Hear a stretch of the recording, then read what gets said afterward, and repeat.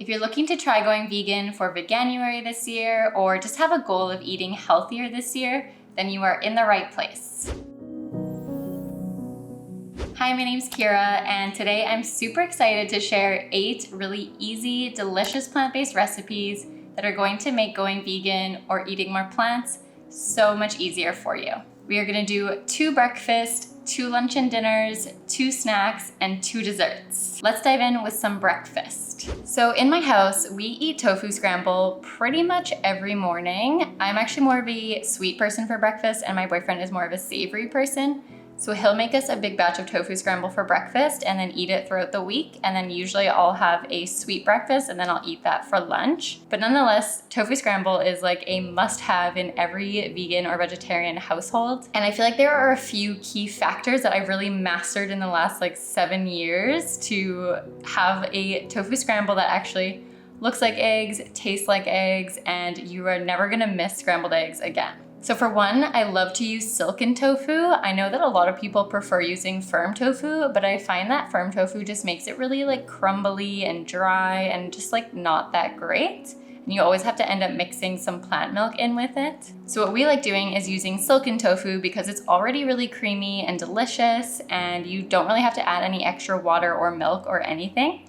So you simply just mix that in with your veggies of choice. We love doing onions, mushrooms, tomatoes, and sometimes zucchini or something else green. Sometimes I'll mix in some spinach. And then for your flavors, really everything is gonna come from these spices here to really make it that eggy, delicious flavor. So you really need to have turmeric, mostly for the color. Garlic powder is essential. I love using paprika. And then the key ingredient is kala namak. So kala namak is like a black salt, and it comes from India, and it has this really eggy flavor. So if you're missing black salt, then your tofu scramble is gonna taste like tofu and turmeric and garlic powder. So you really need the black salt to give it that eggy flavor, and I swear you are never gonna miss eggs again. So this next breakfast option is for all of my sweet breakfast lovers who also wanna get a lot of high protein in the morning.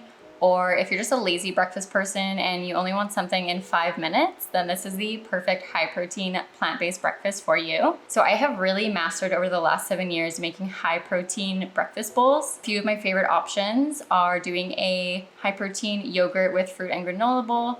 So that's just getting a good plant-based yogurt, and then you mix your protein powder in with it, top with different fruits and granola. And if you don't like using protein powder, you can alternatively just do a high protein yogurt with different nuts and seeds on top. So nuts and seeds, especially pumpkin seeds, flax seeds, omegas, they add such a good nutritional benefit to your bowl. And even if you are adding protein powder in, I still would recommend adding nuts and seeds, but especially if you're not adding protein powder, it's really important to add nuts and seeds. Another way I like to do this is instead of doing yogurt, just mixing it with my milk. So doing a high protein cereal. And then alternatively, you could even turn that milk into a smoothie. So you could blend it with your protein powder, a banana, different things that you like in your smoothies, and then put that on your granola or your cereal, top with berries and again, nuts and seeds. And it is just such a high protein, healthy, 5-minute, super easy breakfast. Next up, we are gonna do a couple of easy lunch and dinner options for you. So I feel like this is where people struggle the most with how to eat plant-based. And honestly, my number one tip for you just in general is to make what you're used to making, but just sub the animal products for plant-based products. So essentially, if you're used to eating chicken and rice and vegetables, maybe to start off, you just want to buy some fake chicken products and have that with rice and veggies. Or you can learn to make a really nice chickpea dish or lentil dish and have that with rice and veggies. But my 2 recipes that I want to share with you here today, number 1 is vegan sushi. Vegan sushi is one of our go-tos in the house. We probably make it once every week or 2 weeks, but it's definitely in our rotation. So in the sushi, you're just gonna do it like you regularly would, cook up your sushi rice, have your little sushi papers, and then you're just gonna put all the fillings in. And essentially with vegan sushi, it's so much easier because you don't need to cook fish, you don't need to cook chicken or beef or whatever. So what we really like to do is just cut up strips of tofu. Again, we like using silken tofu here because it has a really nice creamy texture. It reminds me of cream cheese a little bit in your sushi rolls. So if you're used to having a cucumber and cream cheese roll or avocado cream cheese roll, it's kind of similar to that, but with high protein and just super good for you. We like to do tofu, and then we like to do oyster mushrooms. that I saute with a little bit of tamari sauce, and then either like avocado or carrots or some cucumber, or really any other veggies or toppings that you want. I also love adding mango in there.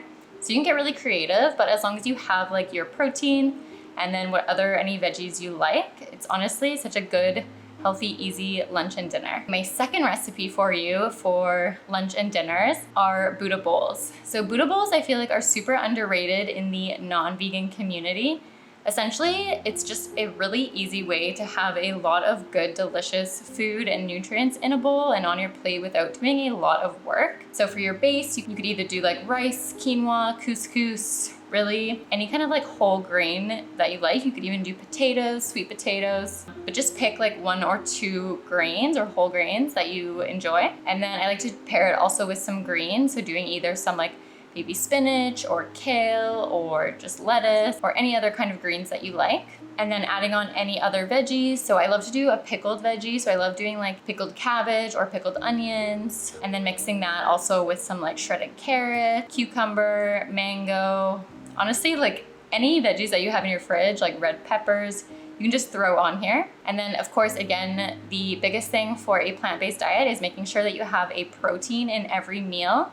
So for Buddha bowls, I love doing like crispy chickpeas. All you have to do is drain a can of chickpeas, coat them with olive oil, salt and pepper, put them in either your air fryer or your oven for about 10 to 15, 20 minutes until you notice them getting nice and crispy, and then just take them out and top them on your bowl. And it's such a nice, healthy, super like easy protein option. You could also do crispy tofu, which if you're not sure how to make your tofu nice and crispy, I have a whole video which I'll put here and I'll link down below for you. You can check it out after. But if you have an air fryer, then crispy tofu is so good. It's so easy. It's definitely one of our go-tos for topping on our Buddha bowls. Alternatively, you could do lentils. You could do fake meat products. So there's just lots of options out there. If you're finding this video valuable so far, I would love for you to take a second and smash that like button and leave a comment below on why you're trying to go vegan this year or why you're trying to eat healthier.